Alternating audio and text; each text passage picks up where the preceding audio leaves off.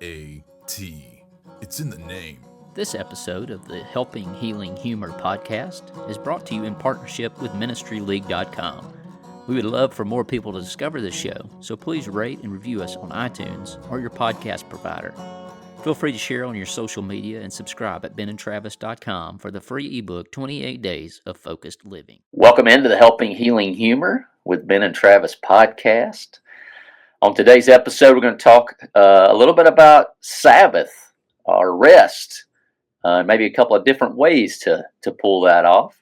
I'm Travis Creasy, the pulpit minister at Westgate Church of Christ in Dothan, Alabama, down here in the southeast. And amazing enough, there are a lot more Florida State fans down here on Monday than I've seen in a real long time. That's Ben Hayes. He's the pulpit minister at Highland Park Church of Christ. He also works with Mars Hill Bible School to record counseling. He is our resident professional counselor and gets to deal with me pestering him even on a holiday because it is Labor Day. But you're on the couch, so I think that counts. That's right. It's close enough, and I actually went for a run this morning, which is the first time in a long time, so I'm hoping my body doesn't rebel against me later today, but so far we're all right. We're going to the creek in a little while. A little church gathering at the creek. Yeah. Hog that's going to be cooked underground. I can't wait. It's going to be some fun stuff today, so getting to enjoy a little bit of break on Labor Day. Good that you got that run in. Right. That's exactly right. Eat as much as that hog you want to eat. And as mentioned last week, we've had an anonymous sponsor who has sponsored this podcast and requested that we do a ministry spotlight. Last week we had Walk for Water, which Ben's representing his t-shirt today. This week we're going to talk about the North Alabama Christian Children's Home. It is a 501c3 group residential home that is licensed by the state of Alabama to provide 24/7 care for up to 22 children. So we seek to provide a safe haven for children who have come from an environment where they have been abused, abandoned, and or neglected. Support is of the organization comes from congregations of the Churches of Christ, the state of Alabama, and a host of compassionate, supportive individuals and businesses. Their goal is to aid children in their social, academic, emotional, physical, and spiritual well-being as they live in a home with house parents, perhaps their children and other children from the state. A home atmosphere where each person is important, where people work together as a unit, and where everyone accepts responsibility for their own actions is what we desire to be found in each of our homes. The majority of our children come to us from the state and can come from any county. Typically, the Department of Human Resources desires to place children 50 to 75 miles from their own home. As a faith-based residential group home, we sometimes take children from the community or from an area nearby and seek to mentor and help those children find their way. And you can find all of that information at nacch.com. That's nacch.com. And of course, we know all kinds of people. Ben, I know your dad, before passing away, was a big supporter of the North Alabama Christian Children's Home. Of course, the churches there do a great job. Always looking for more help, though. Oh, yeah. Dad loved it. Mom has worked with it as well. They do some big fundraisers, some horse rides, and I think there's it's kind of an auction and a big yard sale that they do. And I don't know all the details, but I know that they did those. I'm sure you can find some of that at their website. I've been up there a time or two for it. It's just a really big deal. They have groups that come in and help clean up, help build stuff. There's some groups that come in and have helped, make some different things for it. So if you are wanting to help them out, they would love to have any assistance as possible. And so they love to have groups come in and help them out, do things, fundraise for them, whatever it is that you can do. They certainly do a fantastic job of taking care of people. And they help kids from 6 to 17, and they've been open since May of 1973. They've helped 600 plus children. Some stay as long as 10 years. And so, Ben, you're correct. There's all kinds of ways to help. I know my mom has been a home parent, a respite parent that would come in on the weekends and give those that stay there a break. And so all kinds of ways. And of course, that starts with prayer, which I think, thinking about home and rest, and we're recording this on Labor Day, I think it's just a natural thing to talk about. And I think there's two ways to kind of look at it and break down how we're going to talk about it. And I think we start with the spiritual aspect. We know that the Bible commands the idea of Sabbath. Of course, the Old Testament was very specific on what day and when that was to be taken. We're not going to get into all the weeds of that because that's a whole episode of itself, and that's not really what we're about here. But the command is to make it holy, right? Not only are we resting from work, but to make it holy, which there's, like I said, there's two ways to approach that. There's the holy, like the spiritual, which is a part of setting it apart. But there's also, if you're not a spiritual person, you can look at it and go, well, making it holy is setting it apart, making it different. And even from that aspect, it could be 5 minutes. I think you could take 5 minutes and both of those things could be accomplished. So I just want to start off with what we would think the spiritual aspect, a spiritual rest, or making it holy. And what I've seen in the New Testament, preached on it yesterday, is Jesus really gives, and I think Jesus truly defines, obviously I'm a Christian, he truly defines what the Sabbath is because he's the Lord of the Sabbath. And in that context, it's Mark 2 and 3, Matthew 12, a little bit there in 11 about the yoke being easy and light and all that stuff. But he says, I desire mercy and not sacrifice. And so it opens the door to do good on the Sabbath. The priests had holy work to do. They'd make the bread. They would make sure the temple or the tabernacle was taken care of. That's all lawful. That's all things that are able to do. And then Jesus comes along and goes, yes, also holy work is doing good for others. And so the North Alabama Christian Children's Home or something like that, if you're doing good for those, I think that's Sabbath. You're not doing your specific job, unless, of course, I guess you're like Chris Moran or somebody that your specific job is those ministries. But you can take time and help those ministries in your doing and fulfilling the Sabbath. Yeah, I mean, there's just so many ways that you can see this and look at it. But I mean, just from a spiritual aspect, it's very helpful for us to stop. We have the passage that we've sung most of our lives rather than quoted, but be still and know that I'm God. There's a place for us to just slow down. And I'll be honest, this is a point where I've struggled in the last several years. Yeah, we can all repent. Yeah. Yeah. And I've struggled to slow down. I've struggled to take a break. Similarly, yesterday, we talked about Matthew 6 and not doing things to be seen by men. So whether that was praying or fasting or giving or whatever those things are. So in a very similar vein, why are we resting? Why are we giving? Why are we doing those things? We kind of have to look at our motive. Is it to say, hey, look at me. I'm taking my Sabbath. I'm taking my rest. I'm giving to this thing in need, or am I doing it because spiritually it's what I know is best for me and for the people around me, and it's not necessarily to be seen by men. And so I think we have to check our motives sometimes on that. And I think as ministers, Ben, it's your thing today with the church. Like you could go there and you could be on. And there's an aspect of us that when we get with the church, we're ministers, we're somewhat employed, however that works. You want to look at it.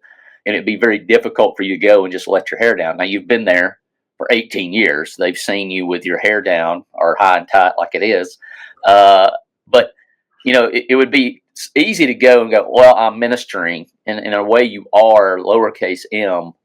But you also have a chance to Sabbath today with the church and do good just by showing that, hey, I am a human being. I am a member here. My family are members here. And I think that's an interesting, thing to balance as well. But it's going to be fun. If the creek is not too cold, depending on how warm it heats up outside, I'll be in the creek at some point. So, and I'm sure all the kids and myself will probably have blue lips from being in the water as cold as it is and as cool as the day is up this way in North Alabama, it's still a little bit cool. But a couple of months ago, I was given a book, and it's called Sacred Rest. And some of you might have heard of it at some point. But the author of it is Sandra Dalton Smith. And she talks about these 7 types of rest that we can all get, or that we all need, I guess I should say. And spiritual rest is one of them. And we've kind of already touched on that. I think first and foremost, that's big in our minds.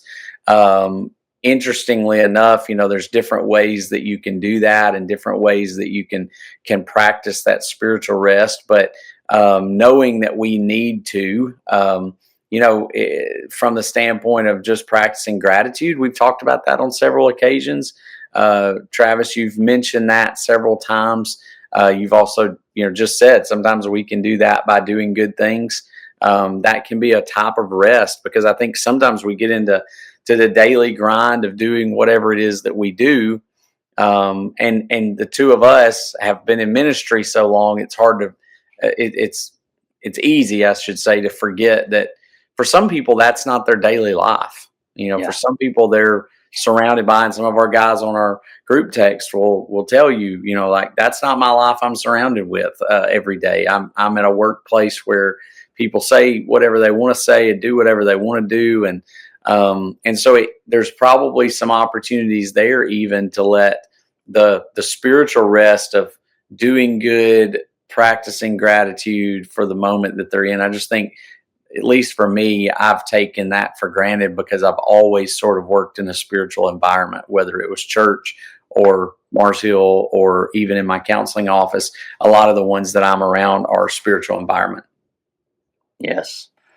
And so it's interesting, once again, what you mentioned, Sunday for you and I is some people would view that as a work day. And so, I know there are ministers out there that are bivocational or whatever. And man, what a balance it struck. I think we've been, we've got other things going on, other ways that we serve. And so it can be kind of difficult. And then there are people who just straight up think guys like you and I are pretty lazy and we don't do a whole lot during the day. And so it is kind of an interesting thing where we would view, a lot of people probably view Sunday as a day, the Sabbath, right? It is a little different for us. But you mentioned going for a run, right? There's a physical rest, recharging your body through restful sleep, gentle exercise, and moments of relaxation. I don't know that anybody really looks at running as that. Maybe that's more of a mental relaxation while we engage the physical. And so once again, so much of this has to do with your daily. And I think that's another area where the Bible is so really awesome, because the things that it's vague in, it's not cookie cutter, right? It's not like, here's the way that you kind of do your rest. And it's kind of open to interpretation, at least in the New Testament. I think it's a little more specific there in the Old, once again. Well, I think you and I both know this. I mean, beyond the spiritual rest, you mentioned physical and mental. Those are two more of the types of rest that are used.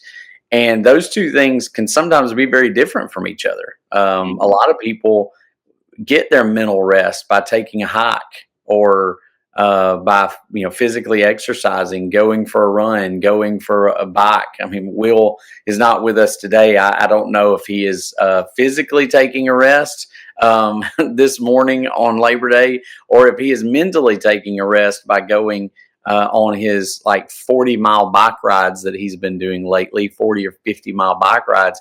And those are tiring. Those I can't even imagine. But there's also some mental rest that happens in those moments. I know, like when I run, I'm listening to music or I'm listening to a podcast. I'm doing kind of things that kind of get me into nature. Hunting can be sort of exhausting physically at times, but it's a really good mental rest for me to go and walk through the woods, watch the sun come up or watch the sun go down, or both in one day. And so it's physically exhausting, but mentally it's something that gives me a break. Fishing all night, mentally, it's a great break, but physically I'm exhausted after doing that. And so you need the mental rest, but then when you're tired and exhausted and sore, you need the physical rest as well. And so you have, all of this is about balance, I think, making sure you get enough physical rest, but making sure you also find time to take the mental rest. And then what we also talked about was the spiritual rest.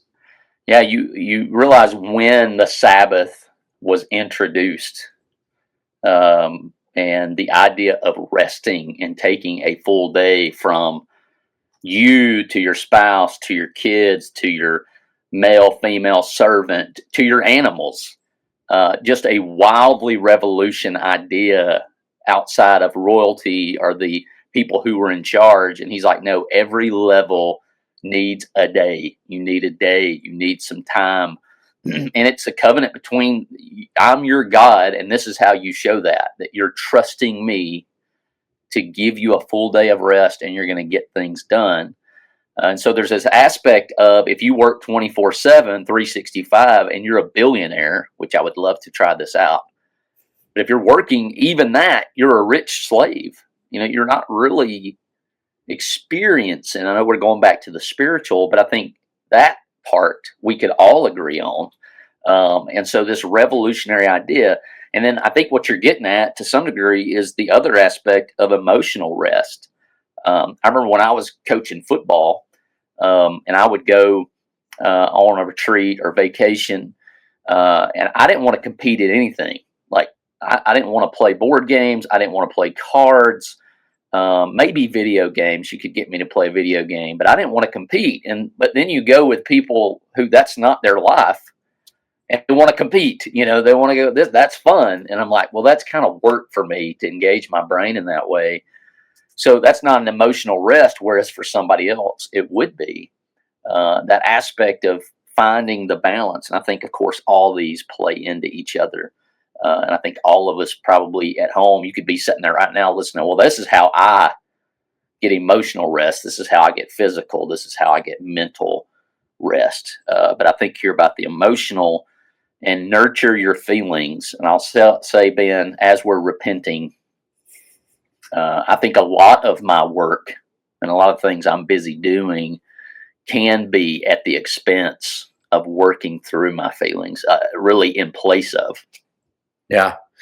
Yeah. I mean, the emotional part of it, addressing our emotions, this is one of the things I do. I try to do a lot with the kids at Mars Hill is we try to take some time to talk about what is it, how do you identify your emotions? How do you identify the emotions in others? And that's what we call emotional intelligence. A lot of people are brilliant when it comes to, making money or, in getting their, going to college and getting degrees and whatever else. But you're finding more and more we have people who are not very emotionally intelligent. And a lot of that is because we don't really take the time to figure out, what those things are that are lacking in me. What is it that I need to help with a little bit better in those areas? And so, when you notice for you that you get angry easily, there's been times when I've been going and going and going and going, and I notice I don't have any patience whatsoever. And I always thought I was a pretty patient guy. I lived with you in college. Oh, yeah. And so I felt like I was a pretty patient guy, but the older I've gotten and the more busy that I've gotten, I've realized that I don't have as much control over that. Sometimes I get a little bit more frustrated. And so when you notice that fatigue and you notice that, compassion fatigue is what we call it sometimes as a therapist, we need to take some emotional rest too, and just take a break and step away and address those emotions. It might be, talking to somebody, a therapist or a minister or somebody, but also just sort of learning how to develop and how to handle your emotions and the emotions of the people around you a little bit better. And sometimes that means taking a little bit of a break and a step back. So, one of the things that we could probably add to that, as we're looking at these 7 different ways, we've talked about mental and physical and spiritual and emotional, But one of the things I think that wears us all out is tech. We have a lot of stuff that we're looking at, that we're constantly watching. I wear myself out watching videos. I probably shouldn't, spend so much time just scrolling. But she talks about in this book sensory rest, taking a break from the stuff that's around us, whether that's the bright screens because they can, give us headaches and strain our eyes and all those different things, the noises. Sometimes it's just good to step outside of all those things. Close your eyes for a little while. Just spend some time out in nature and not on the tablets and the iPhones and the iPads and the computers and the TVs and all the stuff. We have so much screen. And so a sensory rest is good. I have that sensory room in my office at school. And one of the kids asked me the other day, like, do you always just sit at your desk, or do you ever go in that little room and close the curtains in the dark? And it's like, I probably should do that more often and just sit in that room. But some kids, because of they have, sensory problems. And so they need to be able to go into a place and step away and find some calm. I think we all do on some level. Yeah. And you've already mentioned the legendary text group that actually dinged you just a few minutes ago on the podcast. This idea of social rest. And I think that to some degree, yes, the tech can help us with that. But there is an aspect of it, Ben, once again, going back to the hog in the ground here in a little bit, that we need to be around people. One of the things that's been a transition for me out of the classroom to full-time pulpit work is that I only get to see the people twice a week. And so when Sunday rolls around and Wednesday rolls around, like, I'm geeked. It's time. It's game day. I got the people and I want to be amongst them. And so I think, speaking to some of our introverts out there, there is a time where you need to, and a couple of weeks ago I preached on solitude versus isolation. And there is a time where we need social rest, where you can hang out, let your hair down. And I think our text group helps with that, but there is an aspect of being in person.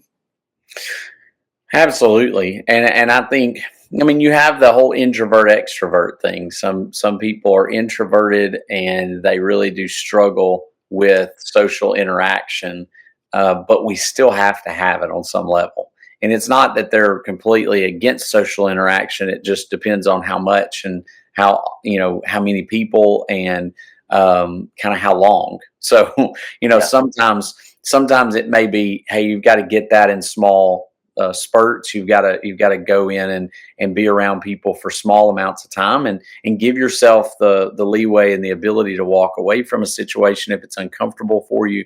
But you need people. And the more that we can form bonds and relationships, the better off that we're going to be. But also then there's people like you that, and me, probably maybe not as much as you, but where you just thrive off of being around large groups of people and around everybody. And that's your go-to. And for the most part is mine.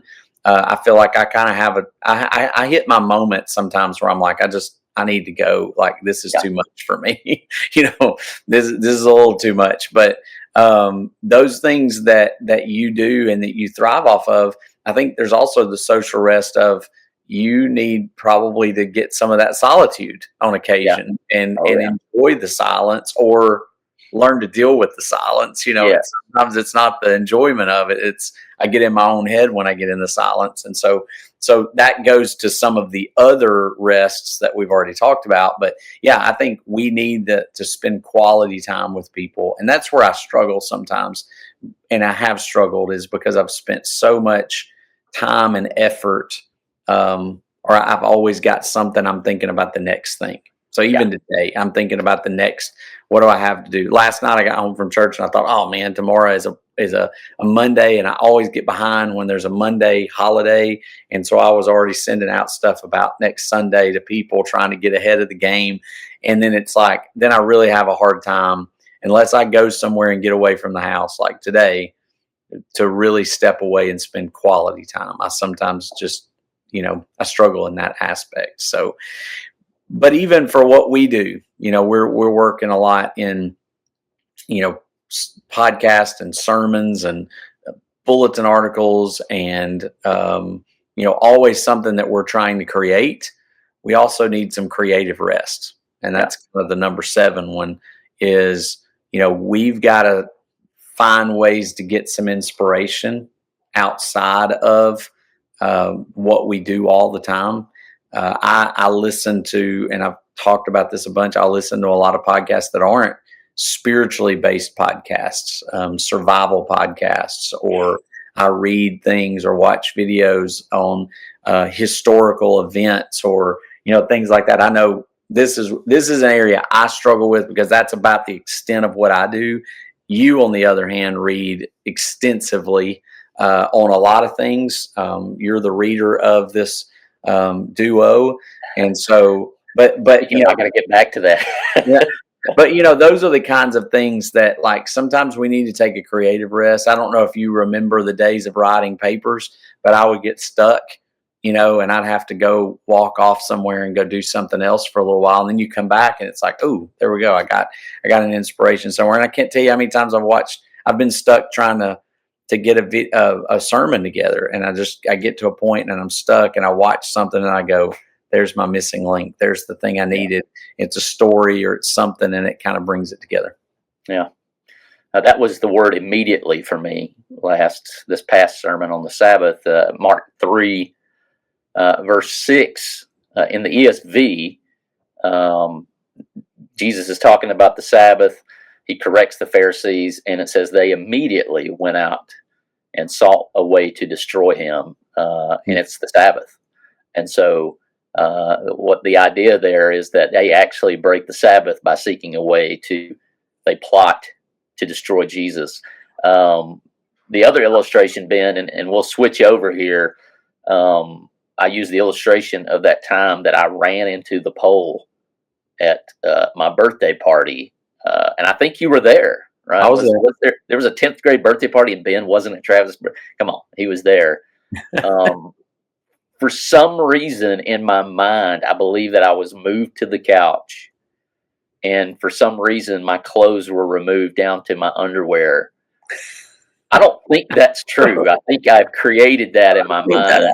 I remember you were moved to the couch. I don't remember you laying there in your underwear. That might have been the concussion speaking. Maybe the concussion. Maybe it was just like, that's the only way this could be more embarrassing.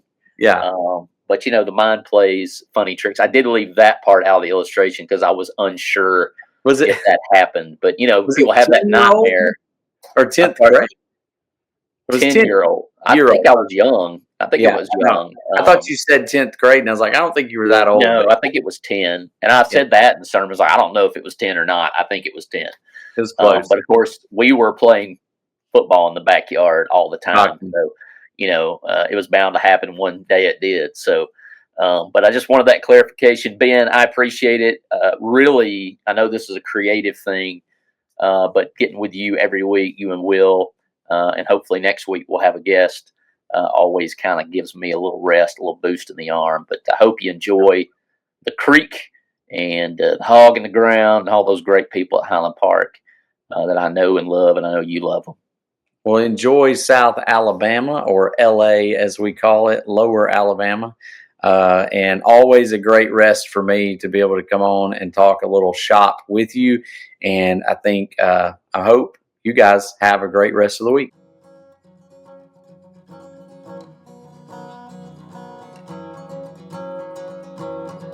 Thanks for being with us for this episode of the Helping Healing Humor podcast. Be sure to download our free ebook, 28 Days of Focused Living, at benandtravis.com and receive all of our Helping Healing and Humor extra content directly in your inbox. We look forward to having you join us at the same Ben and Travis time, same Ben and Travis channel.